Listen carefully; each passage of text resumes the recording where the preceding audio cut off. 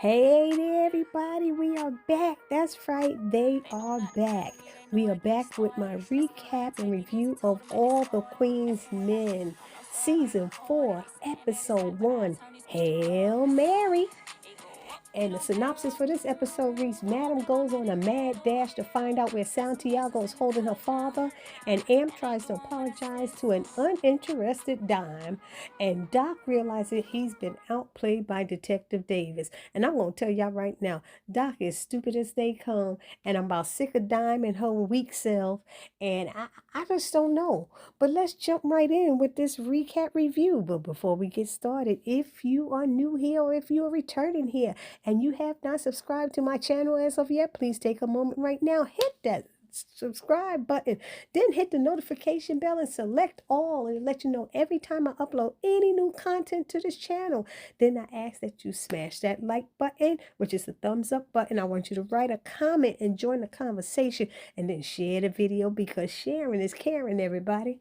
Anyway, happy Thanksgiving, and let's jump in. So it begins with Madam and Concierge talking on the phone and are basically taking a stand against their situations, and they are discussing where her father is. And he's letting her know that he's not the one holding Cadillac hostage. So she figures if it's not him, then it has to be Santiago.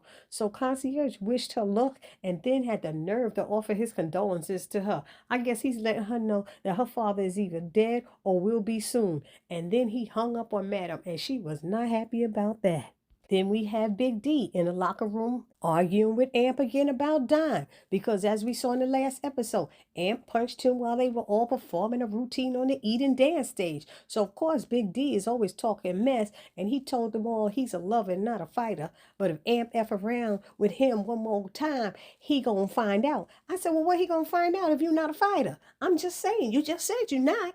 Anyway, Dime comes in there and tries to calm them down and lets them know that they're messing up everybody else's money. Then Blue told Amp that he has to come too far in his AA meetings to waste it on Big D. And then as everyone left out the locker room, Big D had the nerve to ask Amp for an apology, and Blue went over to Big D and checked him about that request. Like, dude, what are you talking about? Get the F out of here.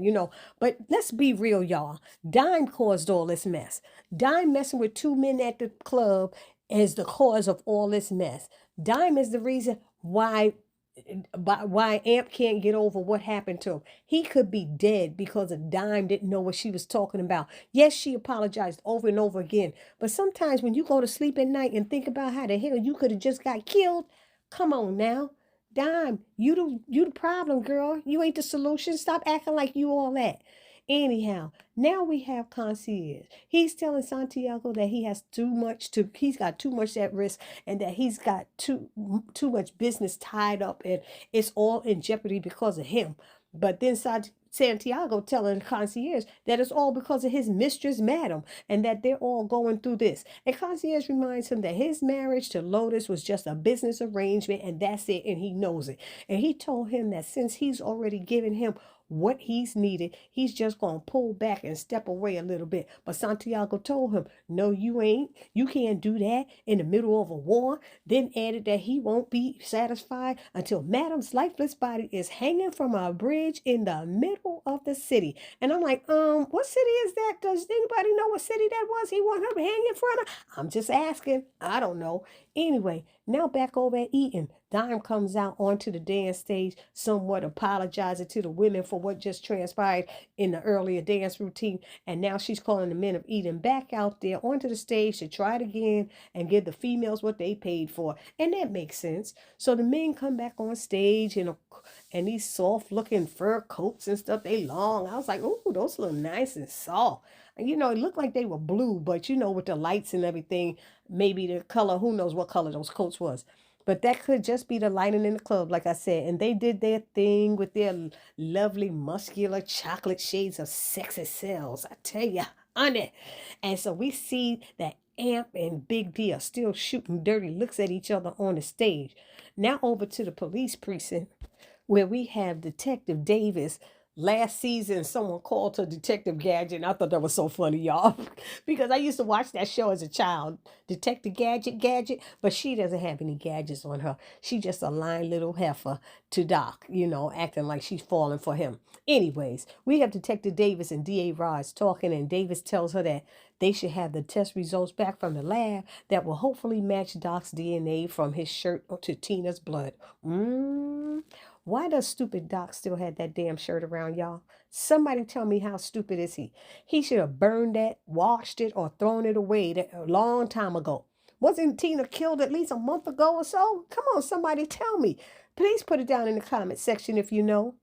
Anyway, so we now learn that Detective Davis has been keeping this little side investigation under wraps, so that nobody knew about it except D.A. Rod. So she thanked her for not telling anyone, because if anyone knew about her undercover, no pun intended, because it was literally undercover, y'all.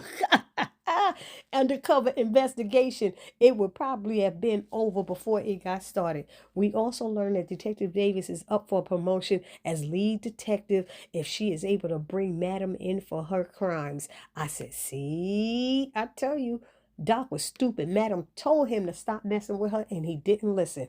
Now back at Eden, we have Madam grabbing El Fuego off the dance floor. Well, he was out there dancing around and told him to follow her into her office. She tells him that someone is holding her father hostage, and she needs to find out where exactly they're holding him. Fuego is like, what? I thought he was dead. Didn't we just bury your father last week, And Madam told him to stop with the damn questions. Poor innocent him. He's just so innocent. I had to laugh, but poor little innocent Fuego. He was freaking confused at this moment. But he did as Madam said. So she gave him her cell phone to try to trace the call. But then he told her he couldn't do it this way and that he needed his equipment that's in his locker. She told him to hurry up and get it. And then Blue enters Madam's office and asks what to do with Champ in trouble. But Madam starts telling her about Cadillac and that he's being held hostage. Blue's like, what? Then she tells Blue to take Trouble from a safe house and bring her down to the basement at Eden.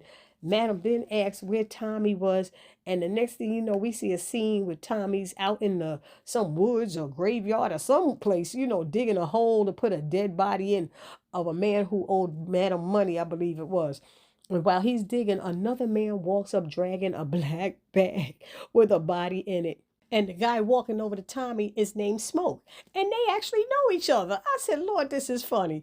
I think they said that Smoke had escaped from a mental home or something like that. And he said his boss was in the bag and that he was still alive.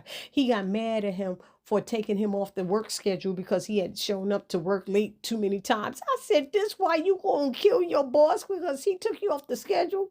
So now he want his boss to suffer like he was. But then out of nowhere, Smoke decides to kick his boss for moaning inside the bag, telling him to shut the F up, and then he shot him dead. So it seems that Smoke and Tommy, they seem to go way back, and know each other well, because then he told Tommy that his schedule just opened up and he needs work. So Tommy said that he'll ask Madam if she has an opening at Club Eden. So Smoke tosses his boss's body into the hole, and then Tommy tosses the dead body he had into the hole as well. And Smoke grabs the shovel because he didn't have one of his own, and he starts throwing the dirt on top of the two bodies to bury it for him. Since Tommy dug it up, I guess he could throw the dirt on it. Now we have Miss Tandy outside in the parking lot of Club Eden waiting for Babyface, and she tells him that she needs a favor. He thought she was there to get her some stuff touched up or something, but she said I could wait till till you get home for that.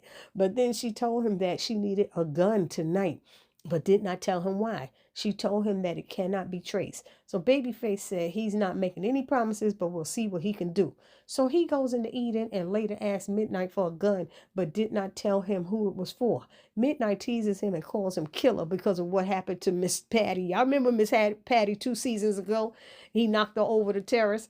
Anyway, he then opened up a bag full of guns and other stuff and told him to pick what he wants.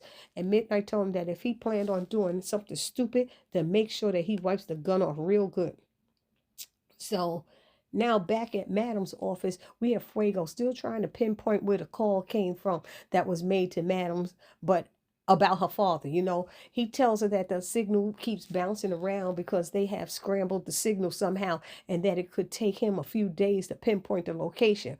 While he's working on that, Tommy comes in and lets Madam know that he took care of the problem that she asked of him to handle. Then he told her that he saw smoke, and she was surprised. And he told her that he was looking for work and that smoke would be instrumental in doing something diabolical to Santiago. And I said, uh-oh. Then we see concierge talking to someone, but we don't know who. And he's telling them that it's time to cut ties with Santiago and that he wants Madam to handle his lightweight to keep his hands clean, and said that he can kill two birds with one stone. I said, oh, okay. So now, while Madam is in her office getting impatient with Fuego, she gets a call from Cadillac, but of course it's really Santiago who has the phone. Madam tries to convince him to take her life instead of her father, since it's her that he really wants. But he assured her that her father will die in agony, calling her name. And after he said that, Santiago proceeded to cutting his eye out. And I am talking about Cadillac, his eyeball, while Madam is on FaceTime with him, watching it all go down. So she is really pissed off right now. And she threatens to kill him. She's like, I'm going to kill you. Oh, man, she was so upset. So now we have Big D turning in his tips for the night. And for once, this fool did not try to hit on Dime and just left. I was like, what? And then we had Midnight trying to convince Doc to get into some coochie with him tonight. But Doc went home instead. Amp comes down to, turn in his tips, and he tells Dime that part of his recovery is to make amends. So he apologizes to her once again for his behavior, for all the things he has done to hurt her in the past, and for his recent behavior in the locker room. And Dime is still acting uninterested and playing hard to get. She really doesn't want to accept his apology, but she does. He starts telling her that he still cares for her, yada, yada, yada, and she just took his money and kept it moving. I said, well, what can we say? Amp, you brought it on yourself too. Both of y'all are responsible for your relationship messing up. Both Dime and Amp. They did stuff on both ends. Anyway, now DA Roz got back the results from the lab, or was it Detective Davis? Anyway, and it confirms that the blood on Doc's shirt was actually Tina's, which gives her enough evidence to indict Madam. But I really do not understand this. How is it indicting Madam? It wasn't on Madam's t-shirt. It wasn't in Madam's house. He just worked for Madam. How people gonna get indicted because their employee did some mess? You know what I mean? That it just makes no sense to me. But if it makes sense to somebody, put it down in the comment section, because I don't understand. Anyways, Detective Davis wants to go out and have some drinks with her boss, D.A. Rods, to celebrate, but D.A. Rods wants to lay low. She ain't trying to celebrate too early. But Detective Davis feels that Madam is the big fish and that she has to go and celebrate. So now Doc gets home after working at Eden, and now for some reason he decides he wants to do his laundry. Now he notices that the shirt that he had on the night that he killed Tina was missing. It was on the bottom of the hamper. Somebody please tell me why. Why, baby? Why? Why does he still have that shirt? That's all I keep saying. So he calls Detective Davis, but she doesn't answer. Now we're back over to Madam in her office trying to figure out where they have her father. So she calls concierge, but he said even if he knew where he was, he wouldn't tell her because she killed his wife and brother. And Madam said, you didn't even care about that biatch anyway. And he said to her that it wasn't your call to make. So he feels like Madam owes him at this point, and he doesn't really have anything more to say to her until she's ready to repay her debt for killing his loved ones. So Fuego computer hacking tracking skills finally paid off, and he picked up a signal that from that call that she just had from concierge, and found out he was actually calling from Mexico. So Madam decided they were going to get the jet, the plane, whatever it is, and go to Mexico to pay these folks a visit. Meanwhile, back with Babyface, he made it home to Tandy, and he gave her the gun that he got from Midnight. He assured Tandy that it was clean and untraceable. Babyface wanted to know what she was going to do with the gun, but then decided on second thought, I don't want to know. And he told her, never mind, because the less he knew, the better. And this made Tandy happy. And because she was so happy, she got down on her knees and decided to thank Babyface by going downtown and taking his member in her mouth. I said, oh, okay, lucky him. Now we see Trouble. And she's trying to escape wherever she is in the basement. She sees that guillotine and gets nervous and starts yelling for help. That's what she get. Always trying to be tough. Then we cut over to Midnight with his female customer, and they having a funky good time when he gets interrupted by a phone call from Doc, who is telling him that Detective Davis took the shirt that had Tina's blood on it. Midnight told him that if he can't find that shirt, he's going to have to tell Madam at some point, and Doc agreed. And Midnight told Doc to sleep on it and check again in the morning.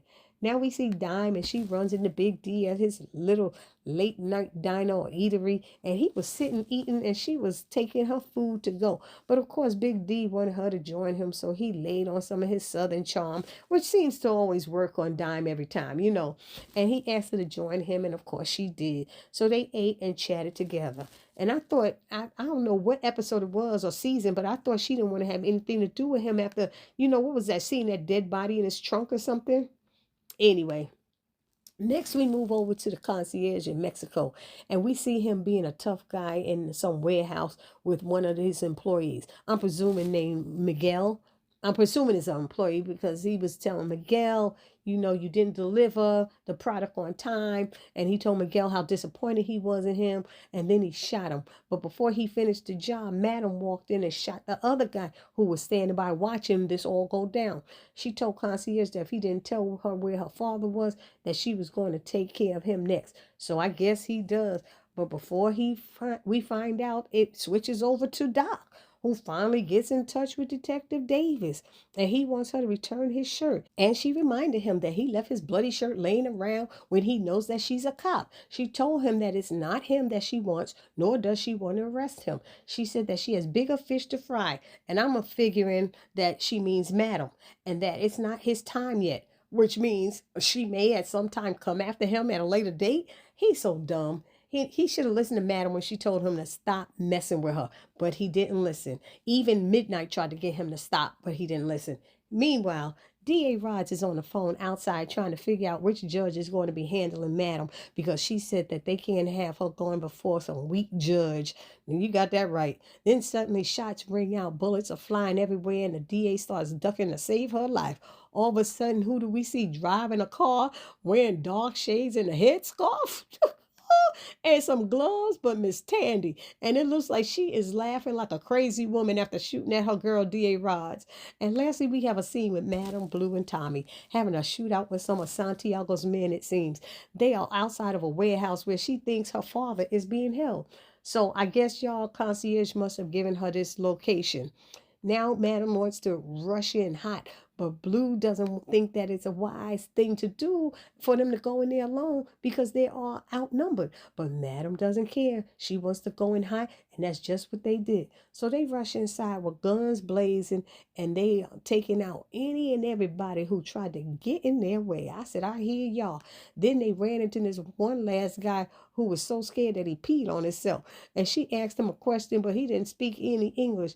But of course, her boy Tommy, Mr. Jack of all trades, was able to translate what the man was saying. So the man said he did not know where Cadillac was. And Blue figured that they just may be holding him there somewhere in that warehouse, because the guy kept looking to his right when Madam was asking him the question, which was their left. So Madam told Tommy to snap the man's neck, and they moved on to find Cadillac. And that's just how it ended. So y'all let me know what y'all thought about this episode. This was my little recap review. Please do not forget to subscribe, like, comment, and share. And I will see you all in the next video. It's your girl, Barbie J, saying peace.